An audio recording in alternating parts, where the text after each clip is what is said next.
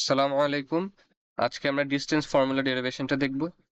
তো প্রথমে আমি আমার সেট অফ অ্যাক্সিস নিয়ে নিলাম, এক্স অ্যাক্সিস আর ওয়াই অ্যাক্সিস।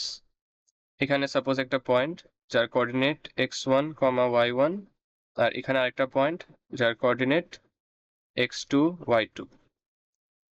তো আমি প্রথমে এই দুইটা পয়েন্ট থেকেই এক্স অ্যাক্সিসের উপর পারপেন্ডিকুলার ড্র করব, আর পরে এখান থেকে এই পাশে আরেকটা পারপেন্ডিকুলার ড্র করব। তো এখন আমরা প্রথমে ডিসটেন্সগুলো বের করি। এখান থেকে এই ডিসটেন্সটা হচ্ছে x2, কারণ এই পয়েন্টের অ্যাবসিসা x2, আর এই পয়েন্টের অ্যাবসিসা যেহেতু x1, তাহলে এখান থেকে এই ডিসটেন্সটা হবে x1।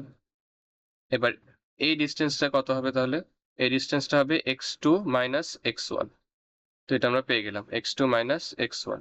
একইভাবে এই পয়েন্টের অর্ডিনেট হচ্ছে y2, তাহলে এখান থেকে এই ডিসটেন্সটা হবে y2, আর এই পয়েন্টের অর্ডিনেট যেহেতু y1, তাহলে এখান থেকে এই ডিসটেন্সটা হবে y1। ওকে, তাহলে আমি এই ডিসটেন্সটা কত পাবো? এই ডিসটেন্সটা হবে y2 মাইনাস y1। এবার আমরা এই দুইটা পয়েন্টের মধ্যবর্তী ডিসটেন্স d বের করতে পারবো। তো d কত হবে? পিথাগোরাস থিওরেম দিয়ে আমরা লিখতে পারি যে d squared equal to x2 minus x1 whole squared plus y2 minus y1 whole squared. Both side যদি স্কোয়ার রুট নিয়ে নিই তাহলে পাবো d equal to the square root of x2 minus x1 whole squared plus y2 minus y1 whole squared. এটা হচ্ছে আমাদের distance between these two points.